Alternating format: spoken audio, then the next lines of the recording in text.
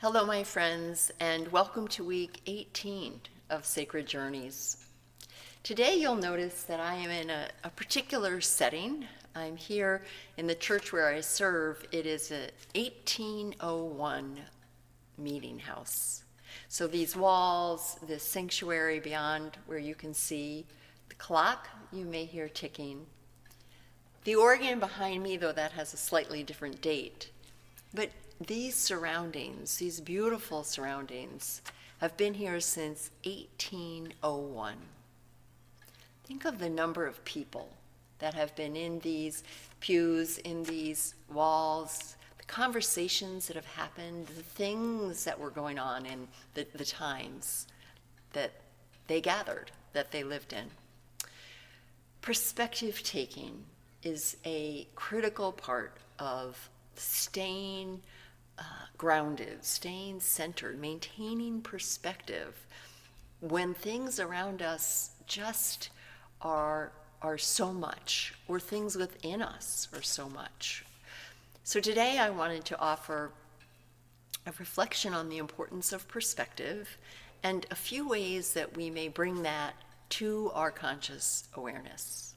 Because what I know and what is known, both scientifically and from my own experience, is that when we are in heightened states of fear, of anger, particularly those two emotions, but even sadness, certainly depression, when we are in heightened states of those emotions, and I'm in no way judging them or making them wrong, because it's all part of being human, it is natural and biologically understood that we come close in, and we can lose perspective.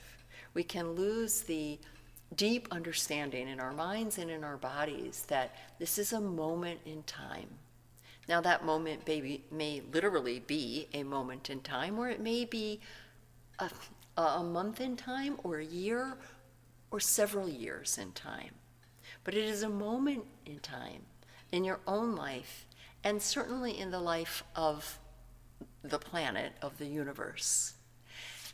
When we are unable to hold a sort of balance between what is in the immediate and what is in a grander perspective, or a broader or longer perspective, it can become overwhelming. So the spiritual practice of maintaining an awareness of perspective and having tools to reconnect us to a longer perspective, a broader perspective, can be very helpful somatically in our bodies, in our minds, in our intellect, in our hearts, and in our emotions. So settle in.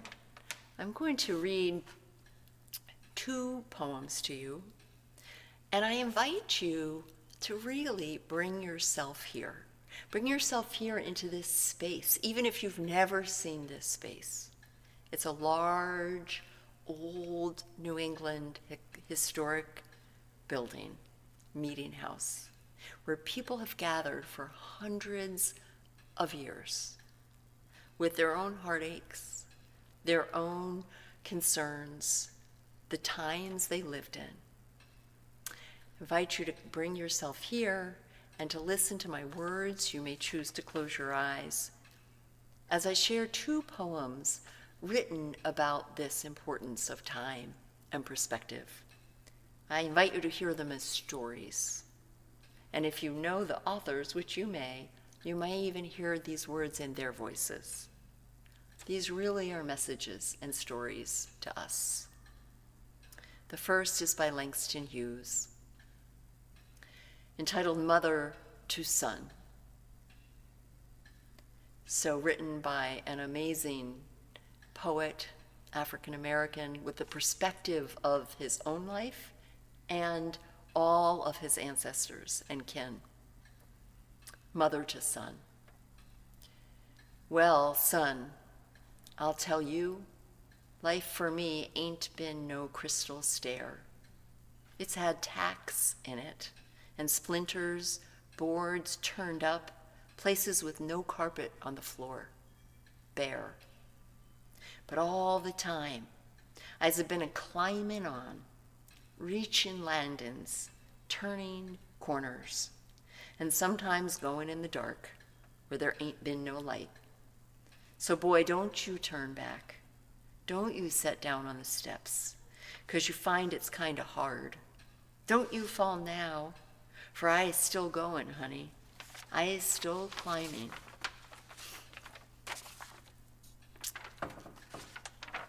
Bringing yourself into your own life right now as I read this again. A message from a mother to a son, from Universal Mother to all of humankind. Well, my children, I tell you, life isn't always crystal stairs. It has tacks in it and splinters, boards torn up, places with no carpet apparent on the floor, bare. But all the time, keep on climbing, keep on reaching landings, turning corners, even when you go in the dark, even when there is no light. Don't turn back, children. Don't you set down on the steps because you find it kind of hard. Don't fall now, for I'm still here. I'm still climbing with you. When times are hard, it helps to remember that times have been hard. And we find our way, especially when we don't know how. The second poem I invite you into is also about perspective, and this time with the twist of good news, by Thich Nhat Hanh. And he wrote, "They don't publish the good news. The good news is published by us. We, you, have a special edition every moment, and we need you to read it. The good news is that you are alive, and the linden tree is still there, standing firm in the harsh winter. The good news is that you have wonderful eyes to touch the blue sky. The good news is that there's a child before you, and your arms are available. Hugging is possible. They only print what is wrong. Look at each of our special editions. We always offer the things that are not wrong. We want you to benefit from them and help protect them. The good news is the dandelion there by the sidewalk, smiling its wondrous smile, singing the song of eternity. Listen, you have ears to hear it. Bow your head. Listen to it. Leave behind the world of sorrow and preoccupation and get free. The latest good news is that you can do it." By Thich Nhat Hanh. So in all the ways and whatever ways work for you, when life feels overwhelming, bring it into perspective. Allow yourself to remember that this is a moment in time.